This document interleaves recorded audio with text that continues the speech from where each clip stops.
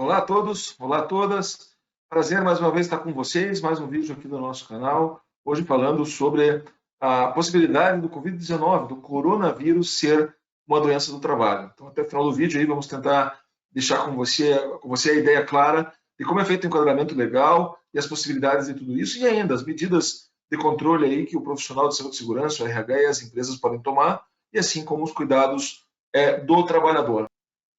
A princípio, a doença do trabalho é toda aquela que traz o nexo, né? Então, a doença, por exemplo, o pessoal que está nas linhas de frente, nas linhas aí dos hospitais, postos de saúde, recebendo o pessoal com coronavírus, logicamente, né? Você já tem na NR15 o anexo lá da insalubridade, inclusive, que determina a questão insalubre para os infectocontagiosos. Então, normalmente, nos hospitais, nos postos de saúde, as áreas de isolamento de infectocontagiosos são consideradas lá como insalubres, tá?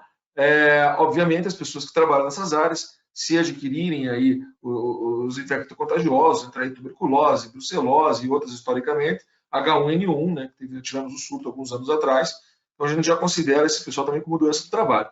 O coronavírus não foge disso. Só que como nós estamos no surto do coronavírus, você acaba estendendo a questão da doença do trabalho para todo o pessoal aí que está na linha de passagem do paciente. Né? Então, a recepção, pode ser enquadrada, o pessoal que faz o primeiro atendimento, o primeiro isolamento, então as enfermarias até a pessoa ser isolada numa UTI, numa área de infecto contagioso. O que aconteceu é que a medida provisória 927, aí, que foi editada com a questão da calamidade pública, do coronavírus, da pandemia, ela trouxe dois artigos aí falando claramente sobre a questão. Né? O artigo 29, que fala que os casos de contaminação pelo coronavírus não serão considerados ocupacionais, exceto mediante comprovação do nexo causal. Então, para quando não fosse hospital, enfermaria, você teria aí a questão eximida. Né? E o artigo 31 falava da suspensão aí, das fiscalizações dos auditores do trabalho tal, em relação à saúde e segurança. Não é direto relacionado à doença, mas é um artigo que estava lá também. O que aconteceu? O Supremo Tribunal Federal julgou essas questões e essas questões aí passaram a deixar de constar no documento legal. Então, você hoje tem aí anuladas as questões do artigo 29 e 31. Então, passa a poder ser considerada também doença de trabalho as questões com nexo em outros ramos. Então, você pode ter lá um surto de coronavírus, de repente, numa indústria, num comércio, e se for determinado que tem nexo lá, que tem, o trabalhador ficou exposto, né? O pessoal que está principalmente nas atividades essenciais, nos locais, o Supremo aí anulou a não responsabilização do empregador. Então, passa o empregador também a ficar sujeito de tudo isso a partir aí desse momento. Tá? Outras questões quanto a isso é que foi colocado que os trabalhadores de atividades essenciais eles também são expostos. Né? Então, esse foi o argumento lá dos ministros do Supremo e também da incerteza do local numa pandemia que teve condenação. Então, não tem como se dizer que não foi na empresa. Mas, ao mesmo tempo, esse mesmo argumento é complicado. Porque como é que você está dizendo que pode ser na empresa? Né? Então, o empregador aí se sente, às vezes, injustiçado nessa questão. Então, vai caber a perícia, vai caber ao perito médico da Previdência no primeiro momento e depois, numa questão judicial, aos peritos também a determinar isso, porque é complicado, não é só uma caracterização. Né? Esse nexo traz uma série de ônus para o empregador e que você vai verificar conosco aqui até o fim dessa nossa conversa.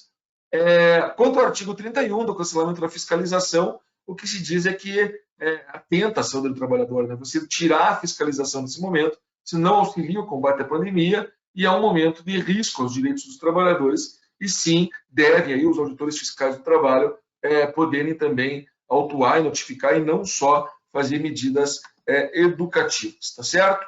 Perante esse cenário, alguns problemas existem e também, da mesma forma, algumas ações devem ser tomadas. Antes de a gente ver quais são esses problemas dessa solução, lembro você, aqui embaixo, clica ali, né, no inscreva-se aqui no nosso canal para a gente poder continuar desenvolvendo ele, e também ali no corpo do texto desse vídeo, lá embaixo, você tem o link, se você quiser conhecer aí o curso nosso de prevenção de passivos trabalhistas. Esse curso tem algumas datas ao vivo, com interação direta comigo, nós conversamos durante o curso, e outras, e em breve nós vamos ter também online o curso estático lá também, para quem puder e não tiver o tempo de acompanhar o ao vivo, vai poder acompanhar em algumas aulas que vão estar disponíveis aí, tá? Então, aqui embaixo você tem os links para essas iniciativas, tá ok?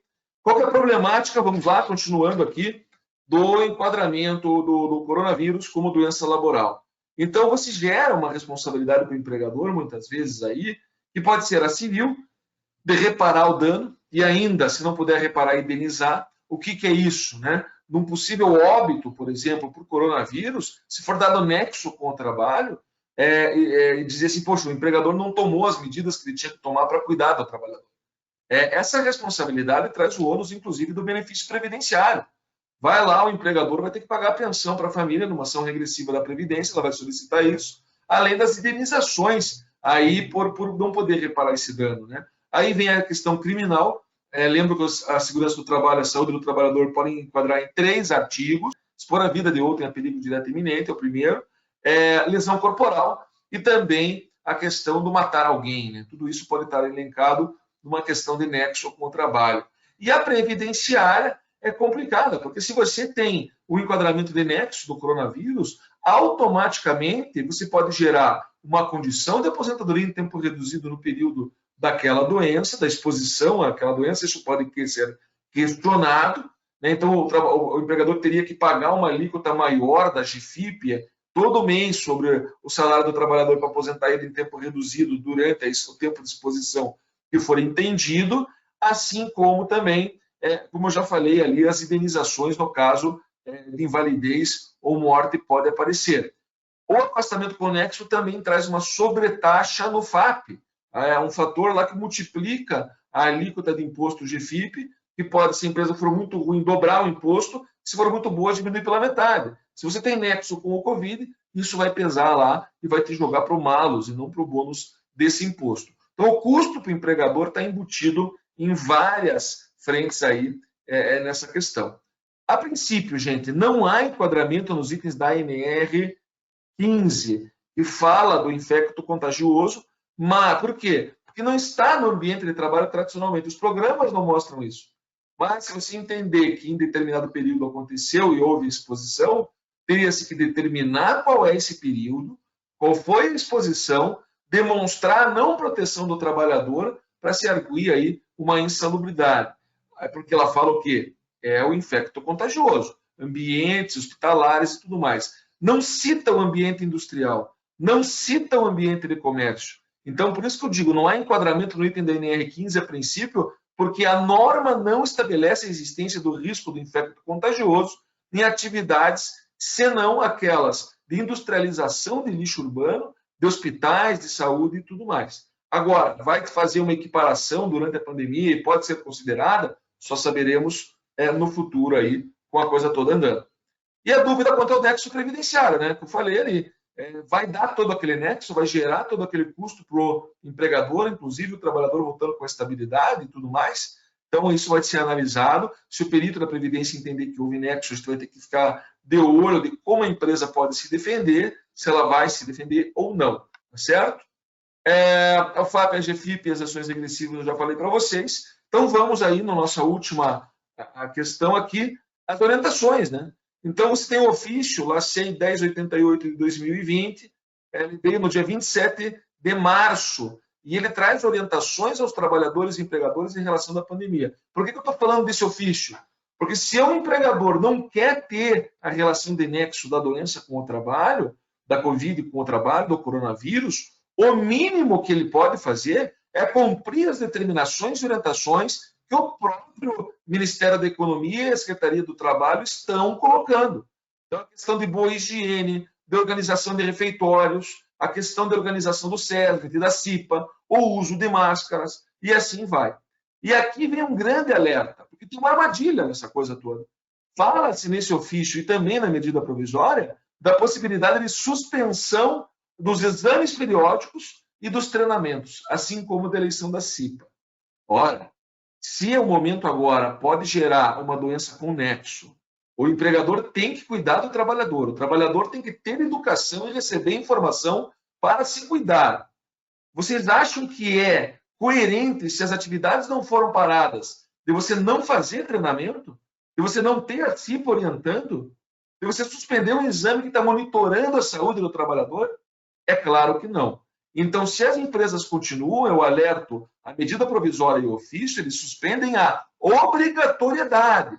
Ou seja, você não é obrigado a fazer, mas não está dizendo que você não pode fazer se você achar interessante. Então, a gente tem que levar a saúde e segurança do trabalho além da questão legal. Nós temos uma questão de gestão e de cuidado do trabalhador. Então, se puder, faça. Treine, dê informações aos trabalhadores, faça treinamento à distância, gere material educativo, a CIPA fazendo o seu papel, conversando com os trabalhadores, conversando com o empregador, mas não deixe, acima de tudo, de evidenciar essas questões, assim como aquelas práticas que você adotar para os trabalhadores do grupo de risco. Vão para home office, vão receber aí uma dispensa remunerada, vão ficar em setores diferenciados para não se expor. Isso tudo deve acontecer e, acima de tudo, deve ser o quê? Registrado. Então, adotar medidas rígidas de controle, organizar o ambiente de trabalho e um eficiente sistema de registro dessas proteções e dessas ações que podem ser administrativas, como um controle documental, uma determinação de mudança de função, legais, né? Então, por exemplo, não expor o trabalhador. Se for a questão nos lugares de saúde que você vai ampliar a insalubridade, pagar lá a insalubridade, e técnicas. Então, se você adotou lá barreiras de proteção, áreas de isolamento, mudança de equipamentos, mudança tecnológica para proteger contra o coronavírus, evidencie isso, registre isso. E registrando isso, aproveita a deixa, registre-se também aqui no nosso canal, inscreva-se, compartilhe nossos vídeos. Espero que eu possa ter ajudado vocês. Um abraço forte, vamos todos nos cuidar, sucesso e até o próximo vídeo. Obrigado!